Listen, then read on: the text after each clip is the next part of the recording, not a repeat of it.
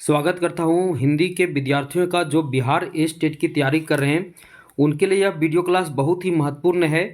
आज हम इस क्लास में पिछले वर्ष का जो प्रश्न पत्र बिहार ए स्टेट पेपर 2 में जो आया था, जिसका तारीख है 14 सितंबर 2023 की परीक्षा में जितने भी प्रश्न आए थे हिंदी से, सभी प्रश्नों का आज रिवीजन करेंगे क्योंकि मार्च में बिहार ए स्टेट की परीक्षा होने वाली है। तो उसके लिए यह क्लास आपके लिए बहुत ही महत्वपूर्ण है। आप देख लें कि पिछले बार जो प्रश्न आए थे किस प्रकार आए थे, तो सभी प्रश्नों को देखेंगे तो हिंदी विद्यार्थियों के लिए बहुत ही महत्वपूर्ण है आज का यह क्लास। तो सभी प्रश्नों को देख लेंगे और समझ में भी आ जाएगा कि बिहार ए स्टेट पेपर 2 में किस प्रकार का प्रश्न पिछले बार आए थे। तो सभी प्रश्नों को हम एक एक करके देखते हैं। पहला प्रश्न है, किस इतिहासकार ने हिंदी साहित्य का प्रारंभ संवत 1050 से माना है? तो इसका सही आंसर है आचार्य रामचंद्र शुक्ल। दूसरा प्रश्न है, आदिकाल को चारण काल किसने कहा? तो आदिकाल को चारण काल किसने कहा? तो डॉक्टर गिरियर्सन ने कहा। तीसरा प्रश्न है, हिंदी साहित्य का आधा इतिहास के लेखक कौन है? तो हिंदी साहित्य के आधा इतिहास के लेखक कौन है? तो डॉक्टर सुमन राजे हैं। थोड़ा स्पीड में चलेंगे क्योंकि 100 प्रश्नों को हमें देखना है कम समय में। अगला प्रश्न है, आचार्य रामचंद्र शुक्ल ने आदिकाल का विवेचन और नामकरण कुल कितनी पुस्तकों के आधार पर किया? तो कुल पुस्तकों की संख्या आपको पता ही होगा, कुल पुस्तकों की संख्या 12। अगला प्रश्न है, प्रश्न नंबर 5, हिंदी साहित्य के उत्तर मध्यकाल का प्रवर्तिक आधार पर आचार्य रामचंद्र शुक्ल ने नामकरण किया है। तो कुल मिलाकर उत्तर मध्यकाल का नामकरण उन्होंने क्या कहा है? तो रीतिकाल कहा है। पूर्व मध्यकाल को भक्तिकाल और उत्तर मध्यकाल को रीतिकाल। अगला प्रश्न है, रीतिकाल को कलाकाल किसने कहा? रीतिकाल को कलाकाल किसने कहा? तो रमाशंकर शुक्ल रसाल ने कहा। प्रश्न नंबर 7 है, संतन को कहाँ सिकरी सोकाम प्रस्तुत पद के रचयिता कौन है? तो प्रस्तुत पद के रचयिता कौन है? तो कुंभन दास हैं। प्रश्न नंबर 8, चंद्रबरदाई के उस पुत्र का नाम बताएं जिसने पृथ्वी राज रासों को पूर्ण करने का कार्य किया है। तो यहाँ ऑप्शन में फकीर मोहन, सेनापति टिंकम, आगे देखते हैं 2 ऑप्शन और हैं, ये तो 2 ऑप्शन बिल्कुल नहीं है, जलहन और सूर्य बरदाई। तो सही आंसर है जलहन ने पूरा किया था। 9वां प्रश्न है, हिंदी साहित्य का प्रथम इतिहास किस भाषा में लिखा गया? तो फ्रेंच भाषा में लिखा गया। प्रश्न नंबर 10 है, हमें 100 प्रश्नों को जल्दी जल्दी देखनी है। आदिकाल को बीज वपन काल किसने कहा? तो आदिकाल को बीज वपन काल किसने कहा? तो आदिकाल को बीज वपन काल कहने वाले महावीर प्रसाद द्विवेदी हैं। अगला प्रश्न है, सूरदास किस भाषा के कवि हैं? तो सूरदास ब्रज भाषा के कवि हैं। प्रश्न नंबर 12,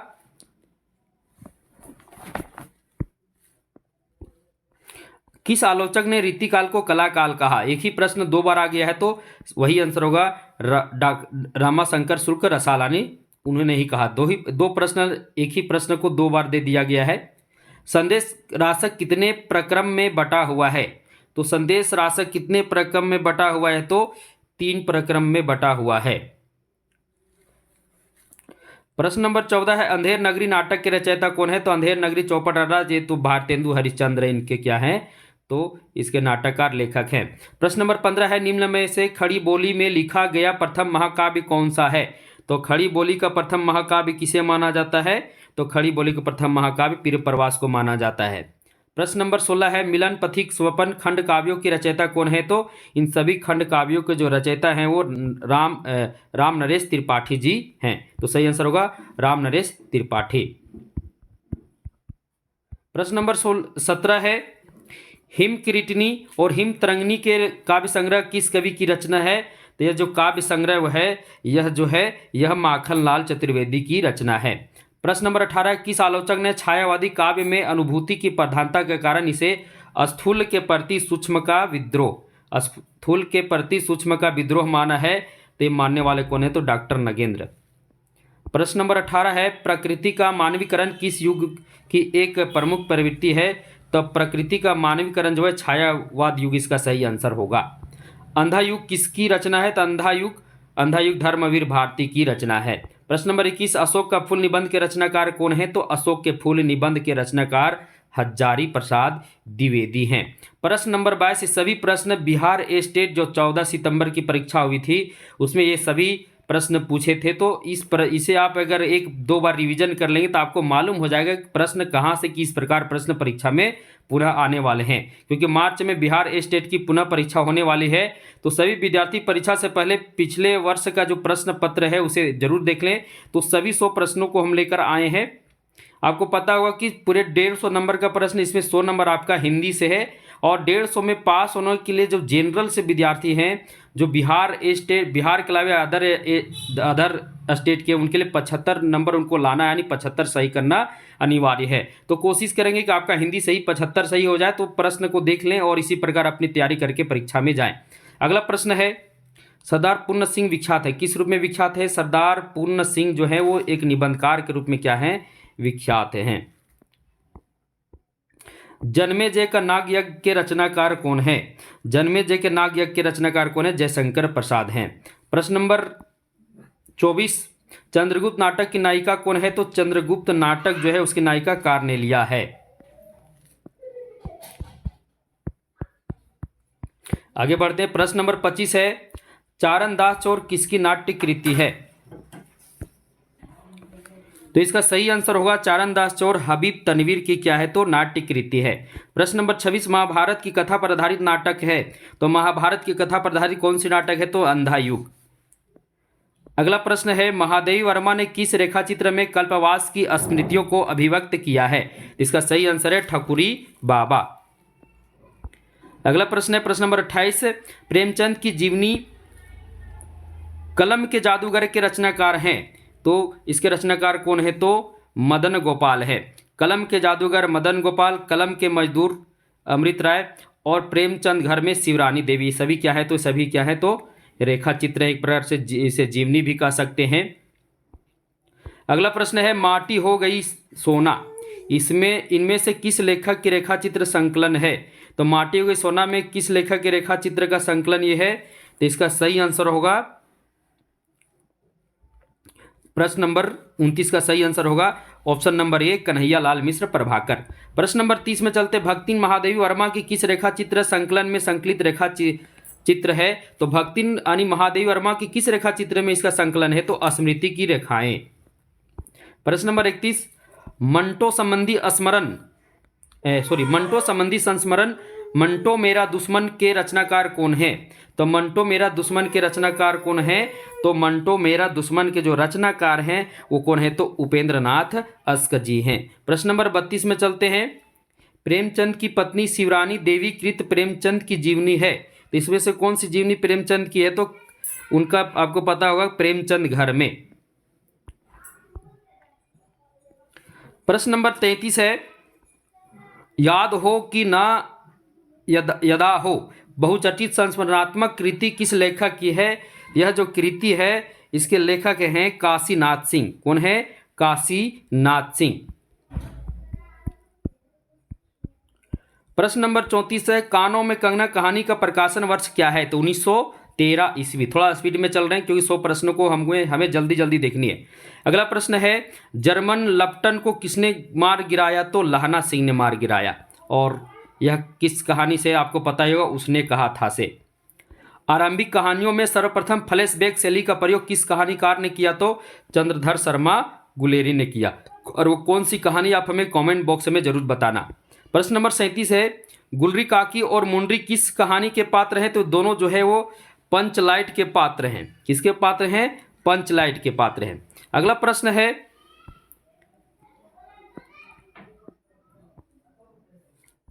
पंचलाइट कौन जलाता है? पंचलाइट कौन जलाता है? तो गोधन पंचलाइट को जलाता है, क्योंकि गोधन ही जानता है कि पंचलाइट कैसे जलाया जाता है। कहानी का प्लॉट शीर्षक पाठ गद्य की कौन सी विधा है? तो एक कहानी विधा है। भगजोगनी किस कहानी की पात्र है? तो भगजोगनी जो है कहानी का प्लॉट, इसी कहानी के क्या है? वो पात्र है भगजोगनी, बेचारी भगजोगनी। जरूर कहानी को पढ़िएगा।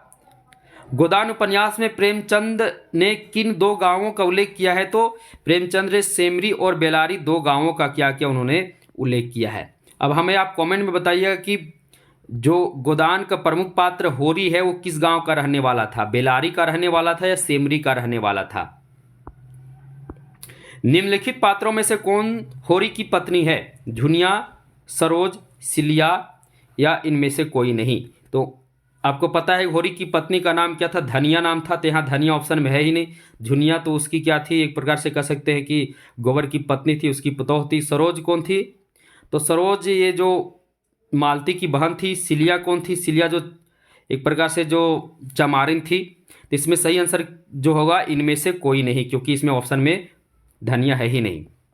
अगला प्रश्न है गोदान के किन दो पात्रों के बीच सहजीवन यानी लिव इन रिलेशनशिप की झलक मिलती है? तो मालती और मेहता।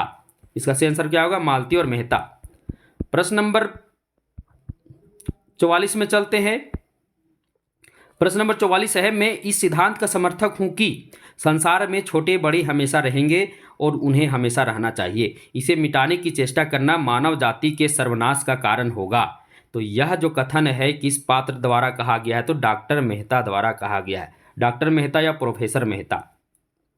अगला है प्रेम। अगला एक और कथन है, ये भी लगता है गोदान से ही है।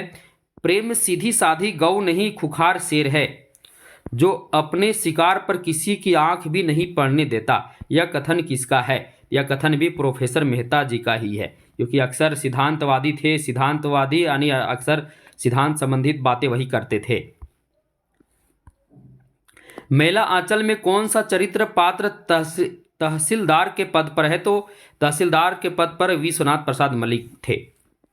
प्रश्न नंबर 47, इसमें फूल भी है, सूल भी है, गुलाब भी है, कीचड़ भी है, चंदन भी है, सुंदरता भी है, कुरूपता भी है, मैं किसी से भी अपना दामन बजाकर नहीं निकल पाया। आप तो इसे जान ही गए होंगे। ये पंक्ति को पढ़ते आपको समझ में आ गया ये मेला आंचल से क्या है। यह पंक्ति है रेणु जी द्वारा यह कहा गया है। मेला आंचल जो उनका उपन्यास है उसके विषय में। चंद्रगुप्त नाटक का नायक कौन है? तो चंद्रगुप्त नाटक का नायक कौन है? तो चंद्रगुप्त ही है। अगला प्रश्न है, चंद्रगुप्त नाटक में नारी पात्र कार्नेलिया किसकी पुत्री थी? तो कार्नेलिया सेल्यूकस की पुत्री थी। आप हमें कमेंट बॉक्स में बताइए सेल्यूकस किसका सेनापति था। अगला प्रश्न है, संसार भर की नीति और शिक्षा का अर्थ मैंने यही समझा है कि आत्मसम्मान के लिए मर मिटना ही दिव्य जीत है। यह कथन किसका है चंद्रगुप्त नाटक में? तो यह कथन जो है चंद्रगुप्त जी का ही है। प्रश्न नंबर 51 है, मगध की राजकुमारी का नाम क्या है? तो मगध की जो राजकुमारी उसका नाम क्या है? तो कल्याणी नाम है। अगला प्रश्न, चंद्रगुप्त किस प्रकार का नाटक है? तो एक ऐतिहासिक नाटक। कैसा नाटक है? ऐतिहासिक नाटक है। अगला प्रश्न यहाँ है, इसका ऑप्शन हम देंगे बाद में। आषाढ़ का एक दिन निम्न में से कौन सी विधा है? तो सब लोग जान ही गए होंगे आषाढ़ का एक दिन कौन सी विधा है, आप हमें बताएंगे। तो आषाढ़ का एक दिन कहानी है, एकांकीय प्रहसन है, नाटक है। तो आषाढ़ का एक दिन आपका सिलेबस में लगा हुआ नाटक है। आषाढ़ का एक दिन नाटक पर बनी फिल्म के निर्देशक कौन थे? देखिए कितना आसान है। ऊपर में सवाल पूछा था प्रश्न नंबर 53 में आषाढ़ का एक दिन किस विधा की रचना है, और नीचे पुनः एक और सवाल दे दिया आषाढ़ का एक दिन नाटक। तो इतना आसान प्रश्न, बहुत ही आसान प्रश्न पिछले वर्ष के प्रश्न पत्र में आए थे। अब यहाँ भी नाटक, और ऐसे तो लोग अगर 54 नंबर प्रश्न पढ़े तो आपको मालूम हो ही जाता कि नाटक ही है। जो पढ़ के नहीं जाते उनके लिए भी ये आसान हो जाता। तो आषाढ़ का एक दिन नाटक पर बनी फिल्म के निर्देशक कौन थे? तो मणिकौल थे। कौन थे? मणिकौल। प्रश्न नंबर 55, गेहूं और गुलाब में लेखक की क्या इच्छा है? गेहूं पर गुलाब की प्रभुता स्थापित हो, तपस्या करने की, या वृत्तियों की ऊर्ध्वगामी करने की, या ए और सी दोनों? तो इसका सही आंसर क्या होगा? तो इसका सही आंसर होगा ए और सी दोनों। अगला प्रश्न है, गुलाब किसका प्रतीक बन गया था? विलासिता का, गंदगी का, श्रम का, या ए और बी दोनों? इसका भी सही आंसर होगा ए और बी दोनों। प्रश्न नंबर 57 है, किसकी दुनिया को लेखक ने रंगों की दुनिया और सुगंधों की दुनिया कहा है? गेहूं की दुनिया को, गुलाब की दुनिया को, ये या बी दोनों को, या नृत्यमय दुनिया को? तो लेखक ने किसे कहा है? तो लेखक ने जो है वो गुलाब की दुनिया को ये कहा है। गुलाब की दुनिया जो है रंगों की दुनिया, सुगंधों की दुनिया है। अब सुगंध कहाँ से आता है? गुलाब से ही आता है ना, गेहूं से तो नहीं आता।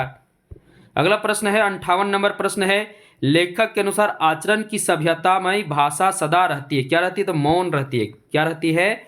मौन रहती है। आचरण की जो भाषा होती है वो सभ्यतामय भाषा हमेशा मौन रहती है। प्रश्न नंबर 59 है, आध्यात्मिक धर्म के सपनों की शोभा तभी भली लगती है जब आदमी अपने जीवन का धर्म पालन करे। यह पंक्ति किस निबंध से ली गई है? तो यह पंक्ति किस निबंध से ली गई, आप याद रखिएगा। आपका जो सिलेबस है उसमें आपका जो निबंध लगा, आचरण की सभ्यता लगा हुआ है, श्रद्धा भक्ति लगा हुआ, गेहूं और गुलाब लगा हुआ है। अब यहाँ ऑप्शन में श्रद्धा भक्ति आचरण की सभ्यता है, या श्रद्धा भक्ति तो आप पढ़े होंगे, तो श्रद्धा भक्ति में तो यह है नहीं, तो इसका सही आंसर क्या होगा? आचरण की सभ्यता। याद रखिएगा, परीक्षा में जब भी ऑप्शन देगा तो जो भी आपका सिलेबस में लगा होगा पहले उसे आप क्या करेंगे? प्राथमिकता देंगे। अगला प्रश्न है, आचरण की सभ्यता के लेखक के अनुसार किसकी भाषा शब्द रहित है? दुख की भाषा, संगीत की भाषा, ईर्ष्या की भाषा या प्रेम की भाषा? तो आप बताइए किसकी भाषा शब्द रहित है? तो प्रेम की जो भाषा है वो क्या है? शब्द रहित है। प्रश्न नंबर 61, सरदार पूर्ण सिंह की रचना है आचरण की सभ्यता, गेहूं और गुलाब नाखून क्यों बढ़ते हैं, या श्रद्धा और भक्ति? तो इसका सही आंसर है आचरण की सभ्यता, सरदार पूर्ण सिंह की क्या है? तो रचना है। प्रश्न नंबर 62 में चलते हैं।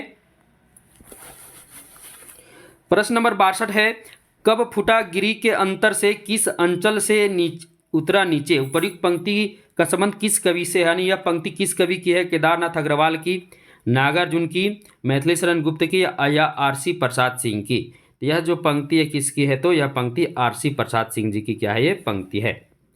अगला प्रश्न है प्रश्न नंबर 63, मैंने उसको कविता किस कविता संग्रह में संकलित है? मैंने उसको, यह जो कविता है वह किस कविता संग्रह में संकलित है? तो इसका सही आंसर होगा फूल नहीं रंग बोलते हैं। फूल नहीं रंग बोलते हैं। आप हमें कमेंट में बताइएगा फूल नहीं रंग बोलते हैं किनका काव्य संग्रह है। अगला प्रश्न है, तन चितवर मन राजा किन्हा पंक्ति किस काव्य ग्रंथ की है? मृगावती, पद्मावत, मधुमालती या चित्रावली? तो इसका सही आंसर है चित्रावली। अगला प्रश्न है, पद्मावती के पिता का क्या नाम था? पद्मावती के पिता क्या नाम क्या था? तो इसका सही आंसर है गंधर्व सेन, पद्मावती के पिता थे। अगला प्रश्न है, निम्न में से किस पंक्ति के माध्यम से श्री कृष्ण कीर्तन किया जा सकता है? तो सही आंसर है यहाँ पर देख लीजिए 4 ऑप्शन में है, इसमें 4 ऑप्शन में सही आंसर क्या है? इसका सही आंसर है ऑप्शन नंबर ए, ते ही जन्मी बुनु तो ही संवोत साग लहरी समाना। प्रश्न नंबर 67 है, प्रणय छोड़कर प्राण धरे क्या, जले नहीं तो मरा करे क्या यह असफलता है? इन पंक्तियों में किस कवि का संबंध, यानी जो पंक्ति दिया हुआ है प्रणय छोड़कर प्राण धरे क्या, जले नहीं तो मरा करे क्या यह असफलता है? तो यह पंक्ति किससे संबंधित है? यह जो पंक्ति है ये मैथिली शरण गुप्त जी की पंक्ति है। आप देखिएगा मैथिली शरण गुप्त की कौन सी काव्य आपके सिलेबस में लगी हुई है। अगला प्रश्न है, किस रस को रसराज की संज्ञा दी गई है? तो सभी जानते हैं रसों के राजा कौन है? तो श्रृंगार रस है। श्रृंगार रस को रसों का राजा माना जाता है। आप हमें कमेंट बॉक्स में प्रश्न नंबर 68 करके डालिएगा कि रस के कितने प्रकार होते हैं। अगला प्रश्न है, रस सूत्र में संयोग का अर्थ भोज्य भोजक संबंध किस आचार्य ने माना है? यानी रस सूत्र में संयोग का अर्थ क्या माना है? भोज्य भोजक। यानी यह संबंध जो है किस आचार्य ने माना है? तो इसका सही आंसर होगा प्रश्न नंबर 69 का भट्टनायक ने ये माना है। आगे बढ़ते हैं, प्रश्न नंबर 70 की ओर चलते हैं। 100 प्रश्न देखने जो पिछले 2023 यानी 14 सितंबर 2023 के प्रश्न पत्र में सभी प्रश्न आए थे, और उसी प्रकार इस बार पुनः बिहार स्टेट हिंदी पेपर 2 में प्रश्न आने वाले हैं। तो इसे देखने के बाद आपको अनुभव हो जाएगा कि आपकी तैयारी किस प्रकार की है और कितनी तैयारी करनी बाकी है। प्रश्न नंबर 70 में देखते हैं, आलंबन की चेष्टाएं क्या कहलाती है? तो आलंबन की चेष्टाएं हैं वो क्या कहलाती है? तो उद्दीपन कहलाती है। तो ये रस से ही जुड़ी हुई है। कार्य और कारण में संगति न होने पर कौन सा अलंकार होता है? तो कार्य कारण में संगति ना होगा तो कौन सा होगा? तो असंगति हो जाएगा। तो इसका सही आंसर क्या होगा? असंगति अलंकार।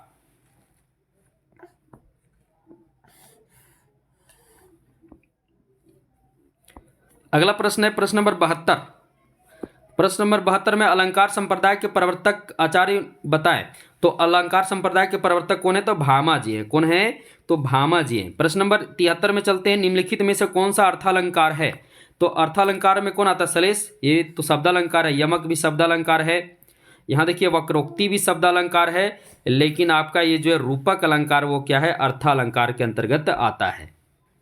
प्रश्न नंबर 74, अलंकार कितने प्रकार के होते हैं? तो अलंकार के 3 प्रकार होते हैं, शब्दालंकार, अर्थालंकार और उभयालंकार। अगला प्रश्न है, प्रयोग के अनुसार सर्वनामों के कितने भेद हैं? तो प्रयोग के अनुसार सर्वनाम के कितने भेद माने गए? सर्वनाम के 6 भेद हैं। कितने भेद हैं? 6 भेद। निम्नलिखित में से संबंधवाचक सर्वनाम का चयन करें। तो संबंध में एक वाक्य का संबंध दूसरे वाक्य से होता है, या फिर एक शब्द का संबंध जब दूसरे शब्द से होता है किसी भी वाक्य में, वहाँ पर क्या होता है, वहाँ पर संबंधवाचक सर्वनाम होता है। जैसे जैसा करेगा वैसा भरेगा, जैसा वैसा जो सो, यहाँ जो लगा हुआ है, तो इसका सही आंसर क्या होगा? जो। अगला प्रश्न है, प्रश्न नंबर 77 है, बहुत ही आसान प्रश्न है। निम्नलिखित में से कौन सा कथन सर्वनाम के बारे में असत्य है? तो चारों यहाँ ऑप्शन दिए हुए हैं। अब 4 ऑप्शन में देखिए, प्रश्न नंबर बी में जो ऑप्शन दिया हुआ है, सर्वनाम एक अविकारी शब्द है, ये बिल्कुल गलत है, क्योंकि विकारी शब्द है। सर्वनाम क्या है? विकारी है, और यहाँ अविकारी दिया हुआ है। आपको पता होगा संज्ञा, सर्वनाम, विशेषण और क्रिया, ये 4 क्या है? विकारी शब्द है। बाकी जो 4 बच गए वो क्या है? अविकारी है। तो सर्वनाम क्या है? विकारी शब्द है, यहाँ अविकारी दिया। तो इसका सही आंसर क्या होगा? प्रश्न ऑप्शन नंबर बी। अब प्रश्न नंबर 78 है, स्वर संधि के कितने भेद होते हैं? स्वर संधि के 5 भेद होते हैं, सभी को पता है। तो यहाँ हम देख रहे हैं कि जितना भी आपका सिलेबस लगा हुआ है, सिलेबस को ही पढ़िएगा, सिलेबस से ही सारे प्रश्न आए हैं, बाहर से भी एक भी प्रश्न नहीं। अगला प्रश्न है, निम्नलिखित में से कौन सा शब्द प्र उपसर्ग के योग से बना है? तो प्र उपसर्ग के योग से इनमें से कौन सा शब्द है जो बना है? तो प्रतिदिन देखिए प्रति से बना है, प्रत्येक परि से बना है, प्रत्युत्तर भी परि से बना है, परिजोर एक प्रत्येक। अब यहां देखिए प्रख्यात, ये क्या है? पर उपसर्ग से बना है। आगे बढ़ते प्रश्न नंबर 80 की ओर चलते हैं। सभी प्रश्नों को हम बोले थे, सभी प्रश्न हम देख लेंगे। प्रत्ययों से बने हुए शब्दों के मुख्यतः कितने भेद होते हैं? प्रत्ययों से बने जो प्रत्ययों हैं उनसे बने शब्दों के मुख्यतः कितने भेद होते हैं? तो प्रत्ययों से बने शब्दों के जो मुख्यतः जो है 2 भेद होते हैं। अगला प्रश्न है, महावीर प्रसाद द्विवेदी सरस्वती पत्रिका का संपादन किस वर्ष नियुक्त हुए थे संपादन के लिए, संपादक के रूप में? तो 1903 में। 1903 में उनकी नियुक्ति हुई थी, और 1903 से लेकर कब तक किए थे? तो 2000 ईस्वी तक, यानी 17 साल तक उन्होंने किया। 1920 तक किए थे, यानी 1903 से 1920 तक, यानी पूरे 17 साल तक उन्होंने सरस्वती पत्रिका का संपादन किया। थोड़ा सा आगे बढ़ते हैं। अगला प्रश्न, प्रश्न नंबर 82 है, हिंदी का प्रथम पत्र किसे माना जाता है? हिंदी का प्रथम पत्र उदंत मार्तंड को माना जाता है। उदंत मार्तंड क्या है? तो हिंदी का प्रथम पत्र माना जाता है। यह एक क्या है? तो यह एक साप्ताहिक पत्र है। क्या है? यह एक साप्ताहिक पत्र है। आप हमें कमेंट बॉक्स में एक प्रश्न हम कर रहा हूँ, उसका आप हमें जवाब दीजिएगा। हिंदी का प्रथम दैनिक समाचार पत्र कौन है? ये तो हिंदी का प्रथम साप्ताहिक पत्र है, हिंदी का प्रथम पत्र भी माना जाता है, क्योंकि हिंदी का प्रथम पत्र आया था तो साप्ताहिक आया था, जिसे उदंत मार्तंड कहते हैं। उदंत मार्तंड आया था, साप्ताहिक था। तो दैनिक समाचार पत्र कौन है? आप हमें कमेंट बॉक्स में बताइएगा, क्योंकि परीक्षा की दृष्टि से नेक्स्ट मार्च की परीक्षा की दृष्टि से बहुत ही महत्वपूर्ण है। अगला प्रश्न है, ब्राह्मण पत्रिका का प्रकाशन कहाँ से होता था? तो ब्राह्मण पत्रिका का प्रकाशन कहाँ से होता था? तो ब्राह्मण पत्रिका का प्रकाशन कानपुर से होता था। और आप हमें पुनः बताने का प्रयास करेंगे ब्राह्मण पत्रिका के प्रकाशक कौन है। अगला प्रश्न है, लाहौर से प्रकाशित होने वाली पत्रिका है। तो लाहौर से प्रकाशित होने वाली पत्रिका कौन सी है? तो लाहौर से प्रकाशित होने वाली पत्रिका है ज्ञान प्रदायिनी।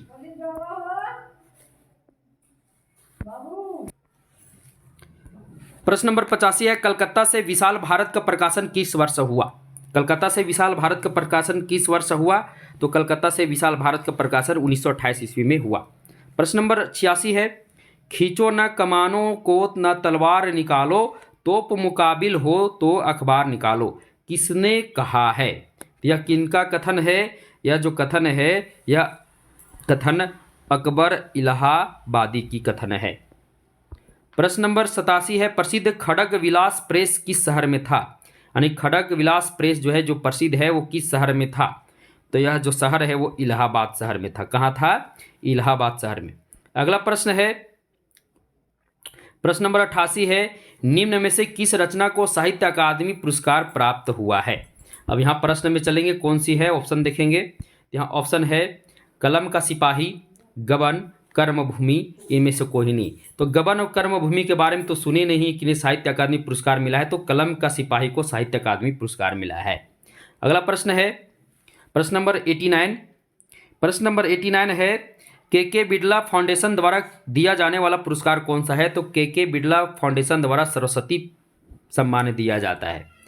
प्रश्न नंबर आगे चलते, प्रश्न नंबर 90 है उत्तर प्रदेश हिंदी संस्थान द्वारा प्रदान किया जाने वाला पुरस्कार कौन है? ज्ञानपीठ पुरस्कार, भारत भारती सम्मान, सलाका सम्मान, या इनमें से कोई नहीं। तो उत्तर प्रदेश से भारत भारती सम्मान दिया जाता है।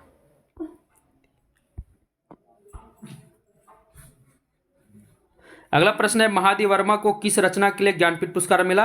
तो सभी जानते हैं यामा के लिए मिला था। कौन सा? उनका यामा काव्य संग्रह, उसके लिए उनको क्या मिला था? ज्ञानपीठ पुरस्कार मिला था। सुमित्रा नंदन पंत को किस रचना के लिए ज्ञानपीठ पुरस्कार मिला? तो चिदम्बरा के लिए ज्ञानपीठ पुरस्कार मिला। तो याद रखिएगा ये पुरस्कार से संबंधित बहुत ही महत्वपूर्ण और बहुत ही ज़्यादा प्रश्न आए हैं। तो इसका भी वीडियो हमारे प्लेलिस्ट में इसका भी एक स्पेशल वीडियो है जो पुरस्कार संबंधित है, उसे आप जरूर देख लेंगे। और जिनको नोट्स चाहिए पुरस्कार संबंधी, तो नोट्स अभी हमारे पास पीडीएफ में उपलब्ध हैं, उसे अभी आप ले सकते हैं। उसके लिए आपको क्या करना होगा, कमेंट बॉक्स में जाकर डिस्क्रिप्शन बॉक्स में जाकर हमारा नंबर दिया, वहाँ से हमसे कांटेक्ट कर सकते हैं, या फिर मेरा टेलीग्राम का भी चैनल का लिंक दिया, वहाँ से भी आप हमसे जुड़ सकते हैं। तो उनको कौन से सुमित्रा नंदन पंत कहा जाता है कि ज्ञानपीठ पुरस्कार के प्रथम पुरस्कार पाने वाले भी कौन थे? हिंदी में प्रथम पुरस्कार पाने वाले ये कौन थे? सुमित्रा नंदन पंत ही थे। चिदम्बरा काव्य संग्रह पर इनको मिला था। अगला प्रश्न है निम्नलिखित रचनाकारों में से किनको ज्ञानपीठ पुरस्कार प्राप्त हुआ है? नागार्जुन को, केदारनाथ सिंह को, सरस्वती दयाल सक्सेना को, या शमशेर बहादुर सिंह को? तो किनको ज्ञानपीठ पुरस्कार प्राप्त हुआ? तो केदारनाथ सिंह जी को ज्ञानपीठ पुरस्कार प्राप्त हुआ, बाकी को नहीं हुआ है। प्रश्न नंबर 94 यानी 94 प्रश्न है राजभाषा अधिनियम कब निर्मित हुआ? तो राजभाषा अधिनियम जो है उसका वह कब निर्मित हुआ? तो 1976 ईस्वी में। अगला प्रश्न है प्रश्न नंबर 95, इनमें से किस राज्य की राजभाषा हिंदी नहीं है? इनमें से किस राज्य की राजभाषा हिंदी नहीं? तो उत्तराखंड की राजभाषा हिंदी नहीं है। प्रश्न नंबर 96, निम्नलिखित में से राजभाषा अधिनियम 1976 के अनुसार, देखिए कितना इजी प्रश्न आए। अब यहाँ पर इसी प्रश्न को पूछा था और जस्ट 96 में इसी प्रश्न को देखिए ऑप्शन में भी 1976 दिया हुआ है। तो जो विद्यार्थी तैयारी करके नहीं भी गए होंगे तो उनके लिए बहुत ही इजी हो गया अगर दिमाग लगाए होंगे तब। अगला प्रश्न है निम्नलिखित में से राजभाषा नियम 1976 के अनुसार क क्षेत्र के किस राज्य को रखा गया? क क्षेत्र में किस राज्य को रखा गया? ऑप्शन है पंजाब, असम, बिहार और गोवा। तो क क्षेत्र के अंतर्गत बिहार राज्य को रखा गया। किसे रखा गया है? बिहार राज्य को। तो राजभाषा अधिनियम जो है उसे आप देख लेंगे और उसमें क क्षेत्र ख क्षेत्र जो है उसमें सभी को देख लेंगे कौन सी क्षेत्र में कौन सी भाषा आती है, परीक्षा के लिए से बहुत ही महत्वपूर्ण है। अगला प्रश्न है संविधान के किस अनुच्छेद में संसद में प्रयुक्त होने वाली भाषा के संबंध में वर्णन है? अनुच्छेद 210, अनुच्छेद 120, अनुच्छेद 344 या अनुच्छेद 346? तो प्रश्न नंबर 97 का सही आंसर है अनुच्छेद 120। अगला प्रश्न, अब यहाँ देखिए अनुच्छेद जो है 344, 46 ये भाषा से संबंधित है तो कन्फ्यूजन हो सकता है, लेकिन ये जो संसद में प्रयुक्त होने वाली भाषा का संबंध में वर्णन जो है अनुच्छेद 120 में हुआ है। आगे चलते हैं प्रश्न नंबर 98 की ओर। किस वर्ष राजभाषा अधिनियम अधिनियमित किया गया? 1976 में, 1963 में, 2011 में या 1948 में? तो इसका सही आंसर है 1963 में राजभाषा अधिनियम अधिनियमित किया गया। प्रश्न नंबर 99 है किस सम्मेलन को राष्ट्रीय महत्व का सम्मेलन घोषित किया गया? हिंदी साहित्य सम्मेलन प्रयाग को, हिंदी साहित्य सम्मेलन इंदौर को, हिंदी साहित्य सम्मेलन कोयम्बटूर को या हिंदी साहित्य सम्मेलन नागपुर को? तो इसका सही आंसर क्या होगा? तो प्रश्न नंबर 99 का सही आंसर है हिंदी साहित्य सम्मेलन प्रयाग को, क्योंकि ज़्यादा प्रचलित है। अगला प्रश्न है किसने सर्वप्रथम राष्ट्रभाषा के रूप में हिंदी को मान्यता प्रदान की थी? तो किसने? तो राष्ट्रभाषा के रूप में हिंदी को सबसे पहले मान्यता प्रदान करने वाले महान, एक प्रकार से कह सकते हैं कि हमारे राष्ट्रपिता महान व्यक्ति महात्मा गांधी जी ने यह मान्यता प्रदान किए थे कि हिंदी हमारी राष्ट्रभाषा के रूप में उन्हें वे स्वीकार किए थे। तो ये 100 प्रश्न थे जो बिहार स्टेट जो 14 सितंबर को जिसकी परीक्षा हुई थी 14 सितंबर 2023 को, जिसमें जितने भी स्टेट में जितने भी पेपर 2 में 100 प्रश्न हिंदी से आए थे, सभी 100 प्रश्नों को देख लिए। तो आप इसे रिवीजन करने के बाद आपको मालूम हो गया होगा कि आप किस प्रकार आपको और तैयारी करनी है और किस प्रकार के प्रश्न स्टेट में पूछने वाले हैं। इससे आपको अनुभव मिल गया होगा। तब तक के लिए सभी को धन्यवाद। आपकी संध्या शुभ हो।